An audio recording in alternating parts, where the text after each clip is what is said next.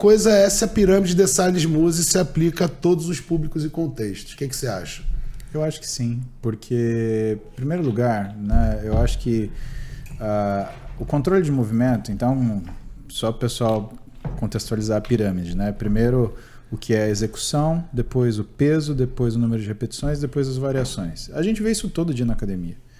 E eu acho que isso é fundamental porque antes de você falar que você sabe dirigir, né? E o que é dirigir? É você trocar a marcha do carro? É você saber sair sem o carro morrer? Não, dirigir é você saber estar num trânsito, saber o que tem do seu lado e você conseguir, sem trombar, né, sair do ponto A para o ponto B. Né? Isso é saber dirigir, respeitar leis de trânsito, né, e conseguir interagir com outros motoristas dentro de um ambiente que a gente chama trânsito. Né? Você precisa saber operar a máquina. E a execução é saber operar a máquina. Você tem que entender que se você não sabe operar a máquina, você não sabe dirigir. Né? Você pode saber tudo sobre hipertrofia, mas na hora de você fazer o movimento, você faz aquele movimento escabroso, cara, e não é que é movimento bonitinho, não. Quando você aprende a usar o músculo-alvo para fazer a maior parte do trabalho naquele movimento específico, significa que essa execução está difícil, está adequada.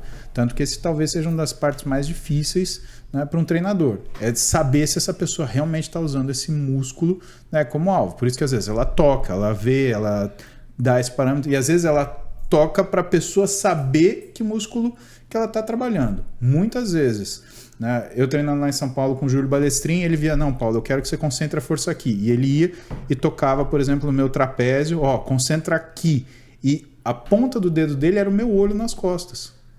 Que, aliás, é por isso que serve o espelho na academia. O seu espelho não serve para você tirar selfie e escrever tá pago. O espelho ele serve para você ver se você está conseguindo usar um músculo que você tem que utilizar para fazer aquele movimento. Não, e o toque é um recurso muito, muito eficiente no sentido de fazer com que a pessoa concentre e direcione o estímulo para aquele músculo. Cara, demais. É o que sempre usei na prática. Tem que ter um pouco de cuidado, né? Exatamente. Tem que ter um pouco de cuidado que é... fazendo glúteo 4 apoios, você vai ficar lá... eu já vi. Ó, é pra pegar aqui, ó. Pior que eu já vi isso, eu já vi os memes, assim, do cara. Eu já vi. Não, mas eu não vi, não era meme, não, cara. Eu já vi. Eu não vi, não era meme. Eu vi em carne e osso ali. A pessoa... Aqui, ó. Com as duas mãos. Não, era um... É aqui, ó. Então, começa da execução. Segundo lugar, o peso. Né? Não dá pra você trabalhar submáximo. Você tem que entender que o exercício ele tem que ser desafiante. É o que eu te falo, em 30 anos de treino, nunca nenhum treino foi gostosinho. Eu sempre passei perrengue, né? Porque é esse que é o propósito do treino. Então, mas isso não quer dizer que é na falha, né? Isso você exatamente. Tem que... Até porque você... Porque senão você perde a execução, aí você perde a base da pirâmide, né? E outra, a falha, né? Ela, se você já começar o primeiro exercício falhando, né? Você vai ter um desgaste desse músculo que você não vai permitir treinar ele o restante do treino. Né? A sensação que eu tenho nesses anos de experiência é que o paciente é meio que nem um chiclete, você tem que esticar, mas não pode deixar arrebentar, porque senão você não treina mais. Eu quero fazer falha, então, beleza, então talvez no último exercício, mas a gente até tem instrumento para medir que a falha em todos os exercícios ela não é eficiente. Né? Então não é algo que vai adequar, mas você tem que ter peso, né? Porque sem peso você não vai conseguir ir para lugar nenhum. Repetição, né? Então você também tem que conseguir fazer quanto que é o máximo de repetições que eu consigo para isso. Aquela história músculo não conta, né? É que, e explicando isso, você conta.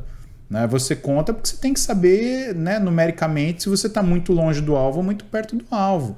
Né? Se o teu treinador ele te prescreve um treino com 70% de um RM, isso é número. Se ele te prescreve 10, 12 repetições a 70% de RM, é que isso é o que você tem que atingir. Ele não está pensando que o seu músculo ele tem que fazer a repetição de uma forma aleatória. Ele está pensando que tem uma quantidade de trabalho para você conseguir realizar. Uma das coisas que você me ensinou que influenciou muito no meu treinamento, se eu tinha 12 repetições para fazer, e vamos supor que eu estivesse atingindo falha técnica, então eu estava lá na 8ª repetição e o peso já não estava legal, eu guardava e fazia um tempo de descanso. 10 segundos, e voltava. Puta, mas consegui fazer 2 repetições, outro tempo de descanso. Fazia uma repetição, outro tempo de descanso.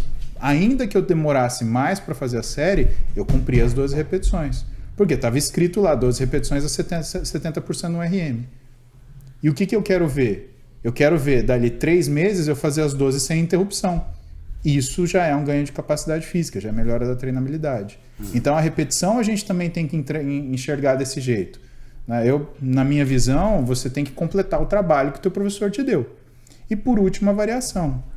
Eu estava vendo treinar na academia outro dia, um menino ainda com um físico, né, pouco evoluído, né, ele estava lá no crossover fazendo um exercício um crossover de peitoral que, cara, ele não conseguia nem ter equilíbrio para trazer a manopla, né?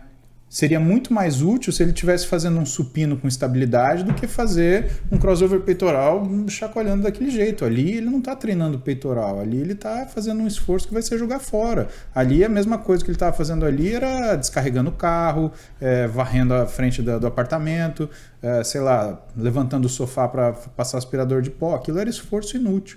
Então, quando a gente olha, né, a variação, ela só é útil quando você realmente está fazendo exercício, e não você está se esforçando simplesmente, né, se esfalfando para conseguir chegar àquilo. Então, nesse sentido, sim.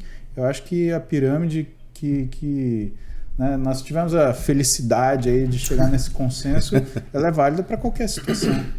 Perfeito, né? Que teria a técnica precedendo a manipulação das demais variáveis para qualquer população.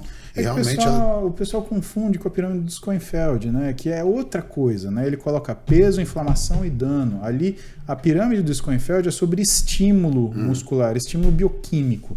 Né? Então ele está falando tempo sobre tensão. De vias de hipertrofia, né? Ele está falando ali não de progressão. Exatamente. De tensão mecânica, estresse ou resposta metabólica e o dano, né? Exato. Que ele ainda considera o dano como um mecanismo desencadeador de hipertrofia. Então as pessoas, elas querem, eu acho que algumas pessoas elas colocaram isso como contraposição, pelo menos que as que estudam mais isso, né, elas colocaram isso para contraposição. E agora você definiu brilhantemente, é exatamente isso. A gente não tem contraposição. Uma coisa é de forma de exercício, outra coisa é de via metabólica de hipertrofia. São coisas diferentes. Deload Podcast, o seu podcast na educação física. Se você curtiu esse corte, faça a inscrição no canal e ative o sininho para mais novidades.